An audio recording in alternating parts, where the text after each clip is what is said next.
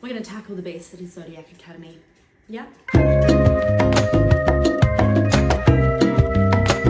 Firstly, I'm going to start off with the reading order that I went through and what I would recommend. First, you're going to start off with Zodiac Academy 1 through 3. Then you're going to pivot to Ruthless Boys of the Zodiac.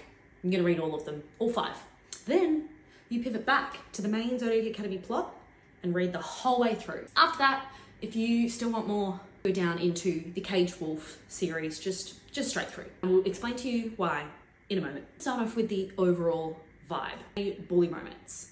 And when I say bully romance, I mean bully romance. Like, this is true enemies to lovers. This is kind of like the trashy brain rot TV show that you know is not good for you, but you cannot get enough. You will continuously need more and more and more. Don't go in expecting a literary masterpiece, high quality. You're gonna have words like Facebook in there. Yeah!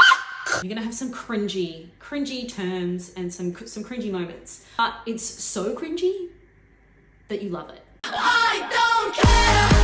I love it! Trust. About a set of twins, Tory and Darcy, who live in the mortal realm. And they are in poverty. They've been through the foster system. They're just not well off. Yeah? Turns out that they're actually the lost princesses of a fae kingdom. So a professor from Zodiac Academy is sent to the mortal realm to fetch these girls and bring them back. They're forced into an enrollment into Zodiac Academy because part of the terms of them claiming their throne was that they needed to finish their education. They are dropped straight down into an awakening ceremony to see what elemental powers they have. This leads into the magic system. It is elemental magic. Most of the citizens have 1 power. Very few have 2. Water, air, fire. Why can't I remember the earth? Go through this awakening ritual. It is discovered that they are the most powerful of all time, of ever recorded. They have all 4 elements. And what does that mean? That more power equals immediate threat. They are a threat to the current system in Solaria. Leads into our bully component, a suite of boys. They are the heirs of the ruling families of Solaria. They are all powerful. They've all got 2 elements. And they see these girls and they're like, we need to get rid of them. They are a threat to the way things are. They're a threat to us coming into our power and coming into the seat of the rulers of Solaria. So they do anything they can to get them to leave. Because if they leave Zodiac Academy, that means that they will forfeit their claim to the throne and these boys will then continue to lift up. Tory and Darcy fucking take it. Book 1, they completely take it. They're in this whole new world. Their whole life has been spun on its head. They're combating so many new things, and adding the bullying from the heirs is just what happens. They just take it. They just bow down and take it. But hang on, because the character arcs, once you hit book 2, they're out for vengeance. They're fucking coming for them. They pull the funniest revenge I think I've ever read. It is hilarious. It leads into kind of our romance themes. This is true enemies to lovers, particularly with Tory. I am a Tory fan, but they genuinely want to each other. Like, with Darcy, there's this professor-student trope.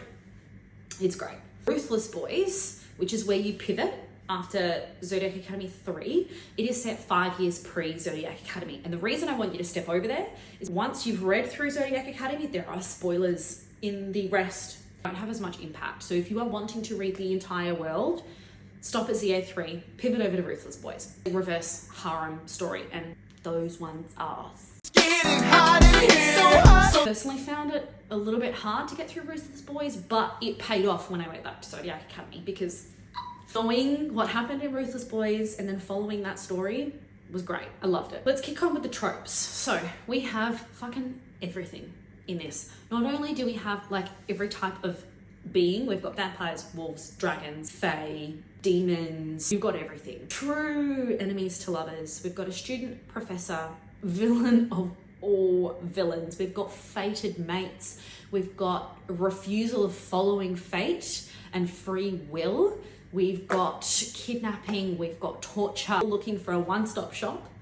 This is it. This is it. My honest thoughts on Zodiac Academy is, could it have been 1 to 2 books shorter? Yeah, I do. Once I kind of hit the end of Heartless Sky, which, by the way, fucking ruined me. I was literally snot sobbing and my husband was doing a welfare check on me. It's the trashy TV show that I couldn't get enough of. It was cheesy, but also the tension was tensioning. And I was such a simp for Tory and Darius. There's some side quests happening here that didn't really advance the plot. Geraldine Gross, I think that's how you say her name, was one of the funniest characters I have ever read. The banter was bloody hilarious. Like, she is so corny and cheesy that I just loved her. I cringed at the start, but by the end I was like, this bitch, this chick, you're amazing. Have any questions about Zodiac Academy? Because I feel like I need to wrap this up. I could go on and on and on. Let me know, but you're welcome.